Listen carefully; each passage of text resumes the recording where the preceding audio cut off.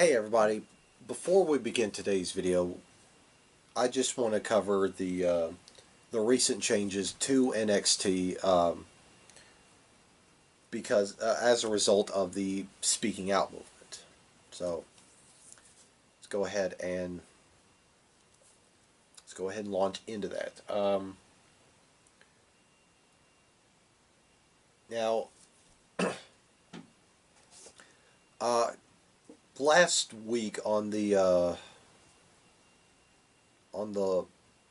last episode of the SmackDown edition of 3 Count, I talked about the how it started, how this speaking out started, a movement started, and one of the names at the very top of this whole house of cards was Jordan Devlin.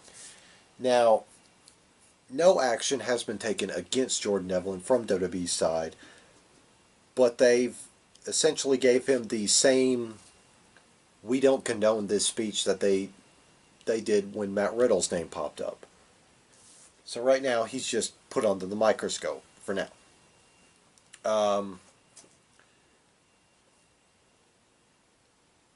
The week that the speaking out movement started, that Friday, it was announced that WWE had fired Jack Gallagher from the NXT Cruiserweight division.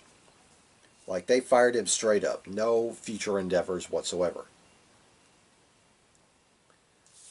This past week, WWE has announced that they have fired El Ligero and Travis Banks from NXT UK. And today, as of recording, it's Wednesday, July 1st, they have suspended Joe Coffey for the foreseeable future. No reasons why yet. So, that. And they have fired at least 2 referees from the UK brand. As of this recording, there's no plans to do anything to NXT UK. So, and the reason why we haven't been covering on the channel is because it's just been a best of kind of thing. It's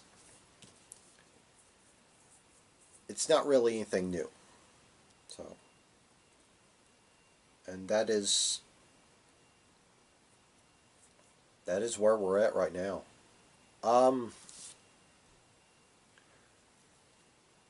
Jordan Devlin was a part of Progress, of course, with the talent exchanges where WWE and Progress will swap talents. WWE talents can work Progress, and Progress talents can be enhancement talents for WWE. Jordan Devlin was a tag team champion. He and his partner were tag team champions for Progress. Since these allegations have come out, both of them have been stripped of their titles.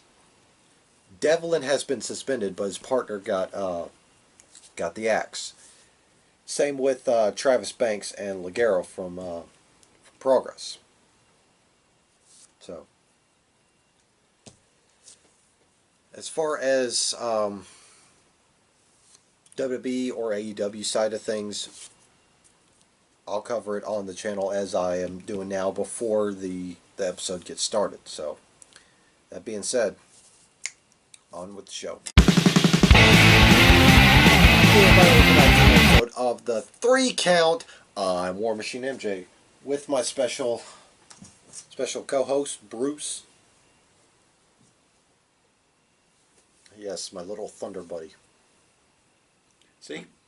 It's not raining anymore. You're all good. The storm didn't get you. Alright. You can curl up and go back to sleep. Sorry for disturbing you.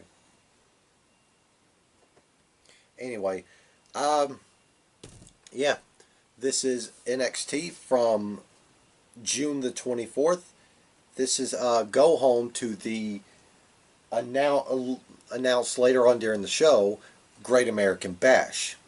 Great American Bash is, well, let's just call it for what it is. Counter-programming to AEW's Fyter Fest. So it's going to be 2 weeks of a mini takeovers, essentially. So on that note, like I said in the AEW, in the Elite Count video that just went up, I'm going to cover Great American Bash as a whole. It's not going to be 2 episodes of the 3 count NXT edition. It's going to be just the 3 count super Great American Bash. So, yeah. Being said, let's go ahead and jump right into this go home show, where we kicked off the show with Cameron Grimes fleeing the scene from where he attacked Damian Priest in the parking lot, basically to try and chump himself out of a match with Damian Priest, which happened next. Cameron Grimes basically hit the ring and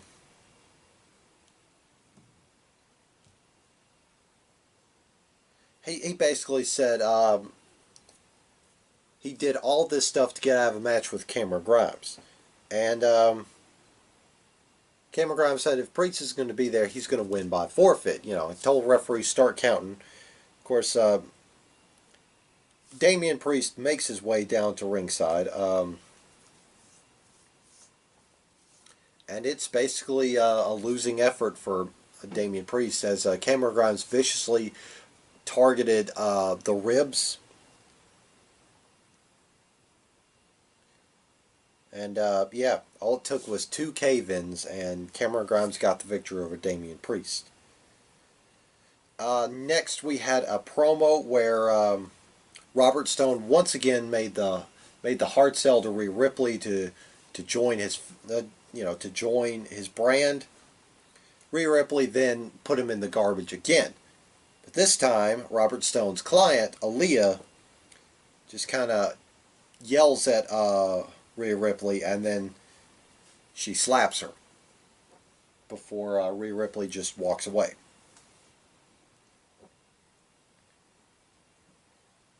Next, we had another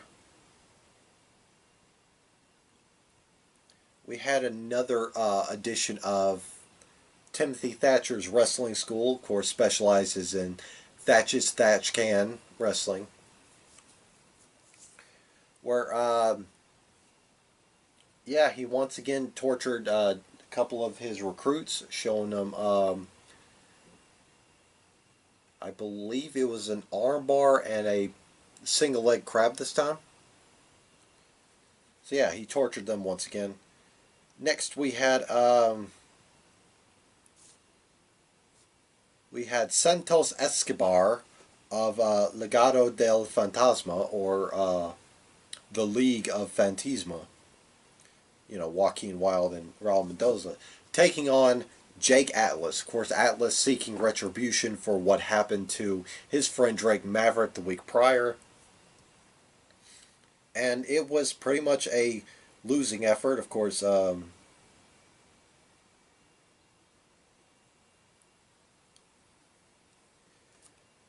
Jake Atlas put up one hell of a fight, but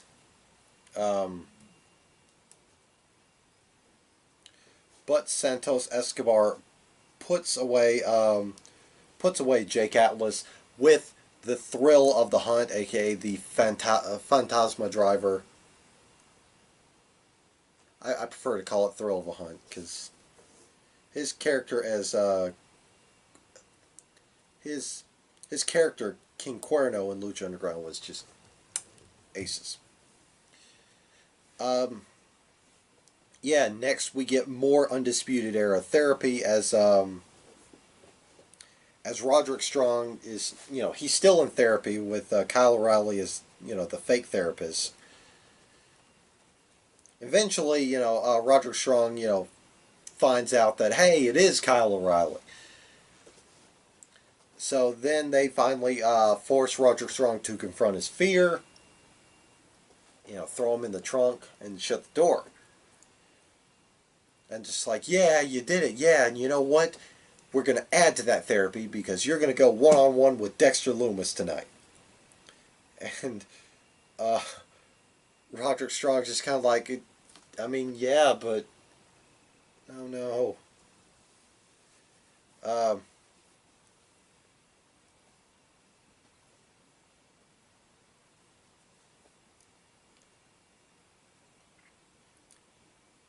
Yeah, next we get a video package hyping up the North American triple threat match at, for the main event, followed by a promo from Malcolm Bivens and Indushare, where basically Malcolm Bivens is he's pissed off, but rather than yelling to the camera, he's gonna let his boys do the work, and that's pretty much all I remember from that promo. Wasn't anything spectacular. It's pretty much Indushare is just gonna run rug shot. They're as terrifying, as they are imposing. Next, we had Casey Catanzaro and Caden Carter taking on Dakota Kai and Big Mommy Cool Raquel Gonzalez. I gotta say, I love this pairing between Raquel Gonzalez and Dakota Kai. They definitely give off that whole HBK Diesel type vibe. You got the cocky, smaller, face of the team, followed by the heavy. But yeah, it was pretty much Casey Catanzaro and Caden Carter trying to chop down the big Raquel Gonzalez, but failing as Caden Carter tapped out to a to a crossface, I believe, from Dakota Kai.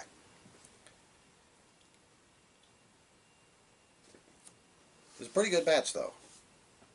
Like, Catanzaro and Carter tried their hardest, but they just couldn't get the job done.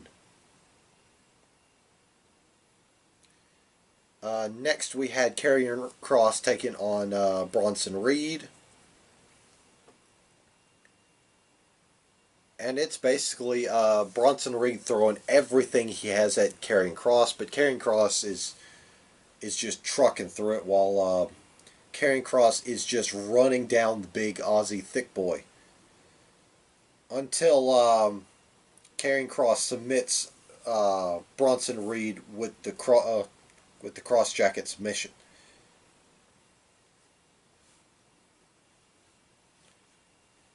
Next, we have an interview from Adam Cole. Basically, he was asked who would he like to defend his championship against at Great American Bash, and he said he doesn't care. He's gonna take them all. He'll take them all on. Doesn't matter who it is, because he's gonna be champ, baby. Next, we had Aaliyah with Robert Stone Brand taking on Rhea Ripley.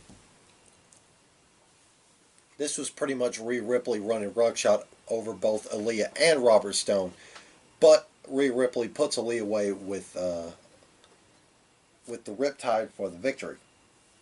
Next, we had Roger Strong versus Dexter Lumis, which this wasn't a match. It was pretty much a comedy spot where Roderick Strong is still afraid of Dexter Lumis, and he's just running from Dexter Lumis. Doesn't do anything. He's running from him.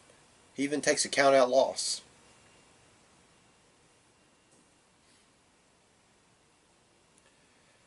Next, we had a backstage promo where Robert Stone and Aaliyah are talking to William Regal, basically just asking for a rematch.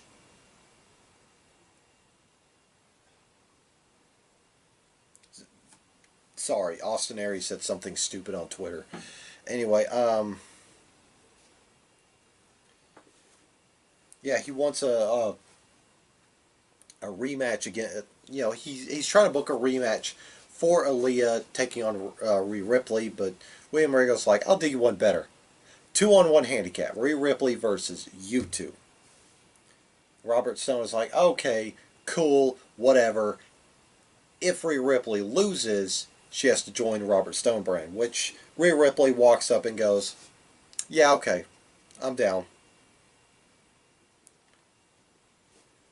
Next, there were matches announced for Night 1 of the Great American Bash.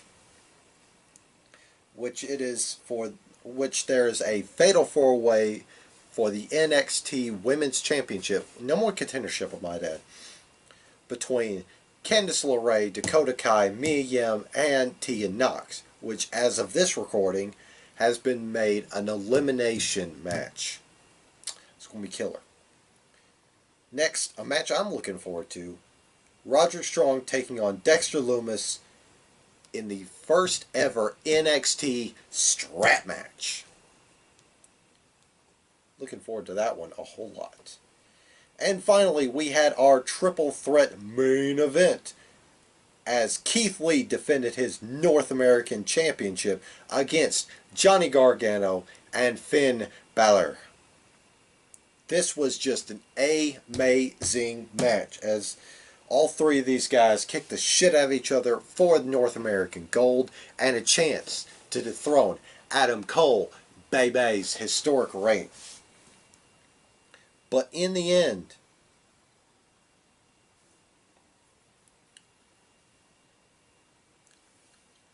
Finn Balor hit Johnny Gargano with the coup de grace, followed by Keith Lee hitting Finn Balor with the Big Bang Catastrophe for the win.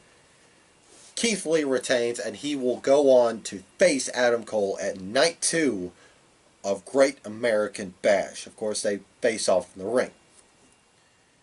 So yeah, that is the go home to the Great American Bash, the counter programming to Fyter Fest. So, like I said, both Fyter Fest and Great American Bash are going to be covered in one super episode on their shows, respectively. So, that being said, if you missed Rod's opinions, he has a podcast. Go check it out. Prime Talk with Rodimus Prime on the Castbox app. Go check it out.